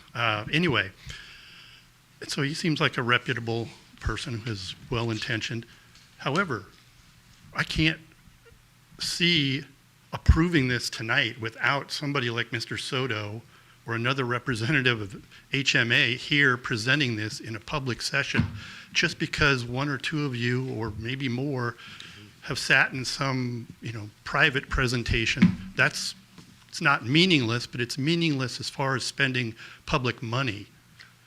You need to have this presented again to those of you who may have it as a rerun, and to those who haven't on the board had a presentation. You're not spending tens of thousands of public money just boom on some paperwork. That just it's not going to cut it.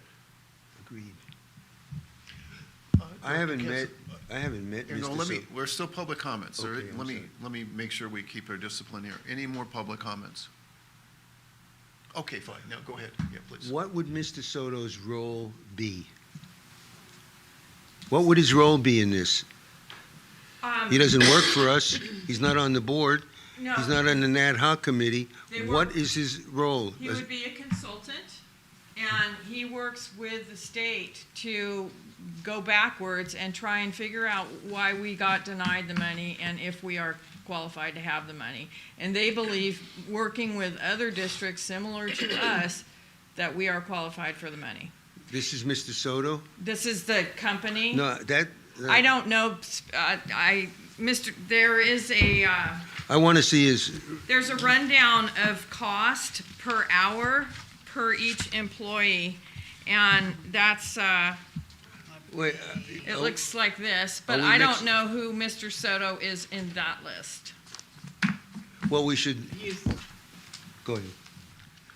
I'm trying to remember a conversation that I had, because he was actually referred to us by Peggy Ducey from the city I of want to Fort see Bragg. his And he was, One at a time now, please. I had somewhere, and I can find it, that he was senior consultant for this particular firm.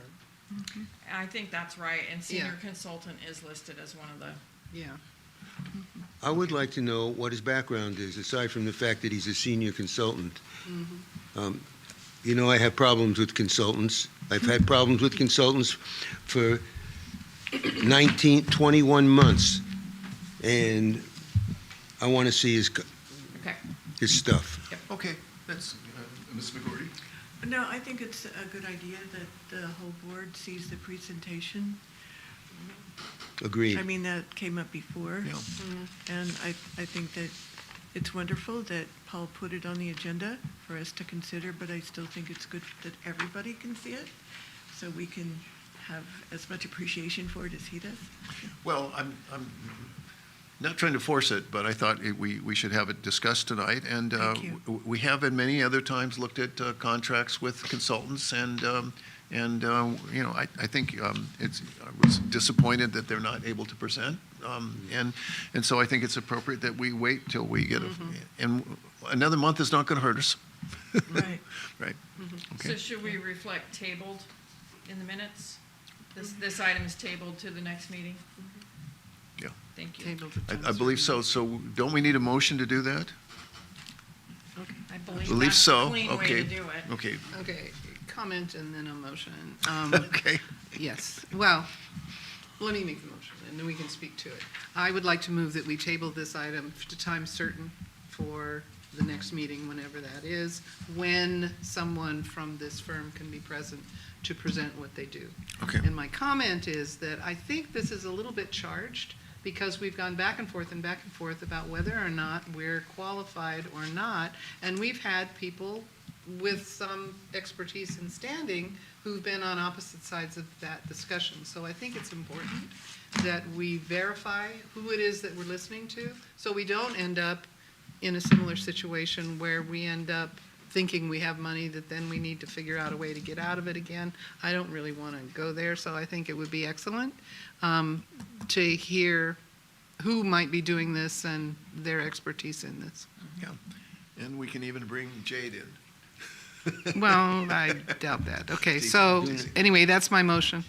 Okay, so your motion is that we. To table to time certain Okay, to we the have a next second. possible meeting. Okay, second. Okay, any comments from the board, further comments? Okay, roll call? Okay, who was I down to? Me, Susan Savage, yes. Lynn Finley, Yes. Paul Garza, Yes? Paul Katzif, Yes. and Jan McGordy. Yes. Okay, it is tabled. Okay, we're now at the final item comes from the board, and if, without objection, I'd just like to go first. I want to thank my colleagues on the board for, I think, an outstanding year that we've had. I think we have worked to fix a whole lot of things. There is a lot more to fix. There always is, but I really appreciate the work that you've all done, and I also appreciate the personal relationships I've been able to establish with each of you, and I value them very much, and I look forward to a really good year next year with all of you.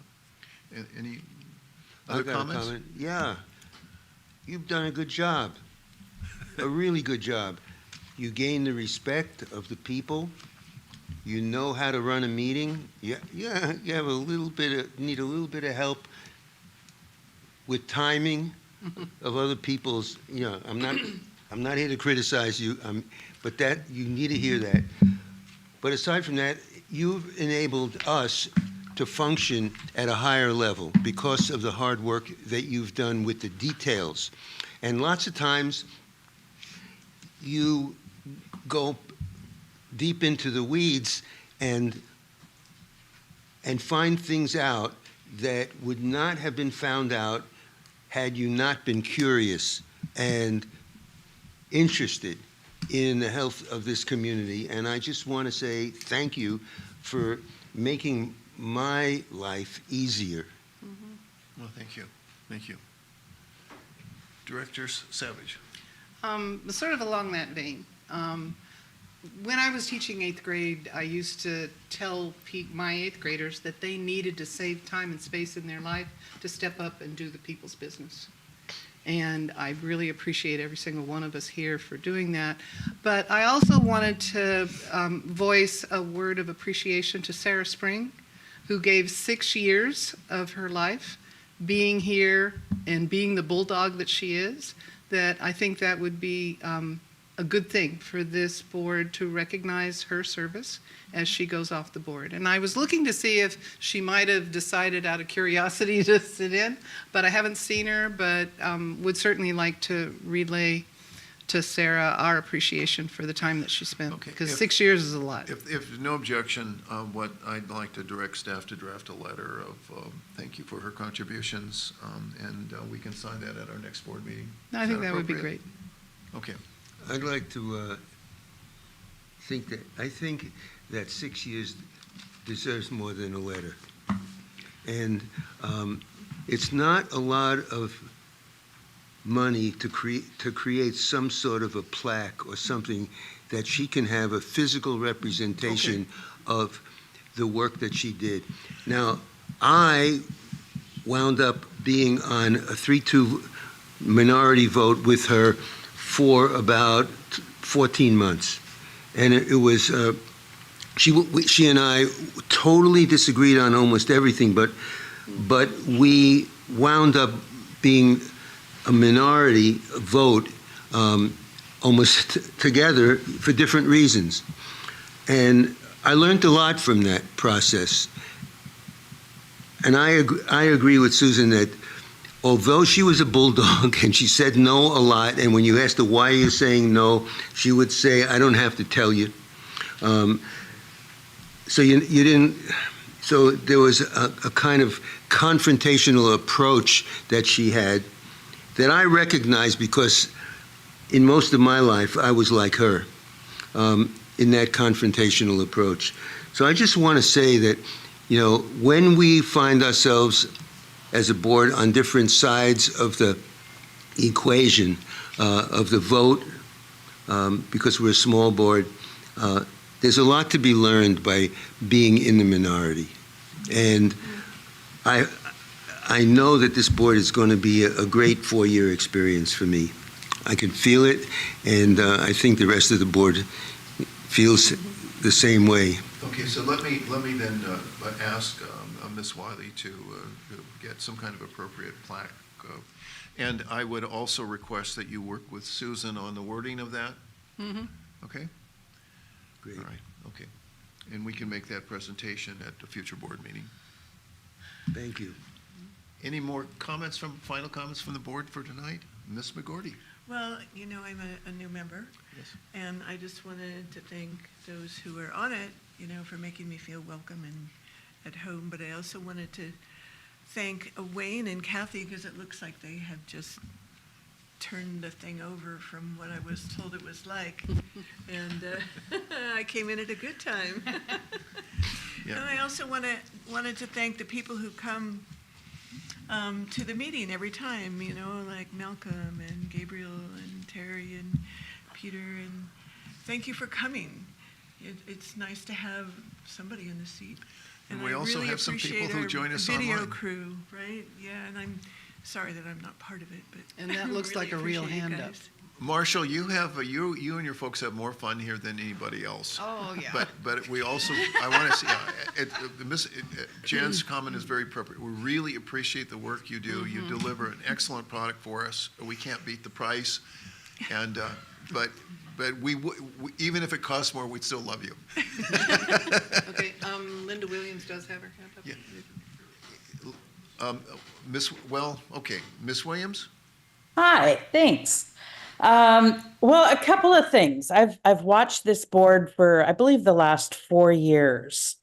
And hats off to you guys this last year, because there's been leaps and bounds of improvement, not only with just how the meetings have been conducted and everything else, because the meeting tonight was beautiful. I mean, I loved being part of it, even though I was pretty quiet. But a couple things. Hats off to Wayne. I mean, I feel like financially we are in such a much better spot than we were 4 years ago, when I kept thinking, gosh, is this district even going to survive? And I believe Wayne's numbers. He knows his stuff. And, so Wayne, hats off to you. And again, the rest of the board, Paul, Sue, and the new board members, I'm encouraged and I'm looking forward to the next year or 2 or 3 and seeing what the board is really going to do when it comes to the retrofit or remodel or rebuild or whatever it ends up being. The information is now getting out to us. And I just want to say thanks. I appreciate it. As I realize it, anyway. I'd like to now give our newest board member, Lynn Finley, the opportunity to say something if she so chooses. Well, I appreciate being on the board. I appreciate the support of the community that got me to this and to be here, to be part of the solution, to hopefully be part of a functioning board who actually does serve this community and helps make sure we make good decisions on keeping a hospital and healthcare on the coast. And I hope that we all continue to be a team. I look forward to it. And I still think you have a future as a political consultant for local elections. Okay, with that, do we have a motion for adjournment? Chair, before we adjourn, could I just note, the agenda says January 9 is the next regular meeting. That's the second Thursday by your bylaws. 2 board members are not available for that meeting, so it will have to be TBA. I'll have to set a date. Okay. Unless we can do it tonight very quickly. I replied to your email about which ones work, but. Let's see if we can. Well, I have to do a lot of working out. Room, Marshall, the whole, so Okay. I'll get back to Okay. you on that, but it will not be the 9th. Thank you. Okay. Okay, a motion to adjourn? Not me. I'll motion. Okay, Lynn. Okay, we have Director Finley has moved that we adjourn. Is there a second? Go ahead, Jan. I'll second it. Director That's McGorty, Director- second? That's Director Finley's first motion. Yes, it is. It shows you In her 4 years priorities. From now, I'll remind you. Priorities? Okay, a roll call, Madam Okay, Secretary? yes. Lynn Finley Yes. and Paul Garza Yes? and Paul Katza, Yes. Jan McGorty, Yes. Susan Savage, yes. We are adjourned at, what is that, 7:40? Oh, my Yes. God. Wow, my wife is We not did gonna- pretty well.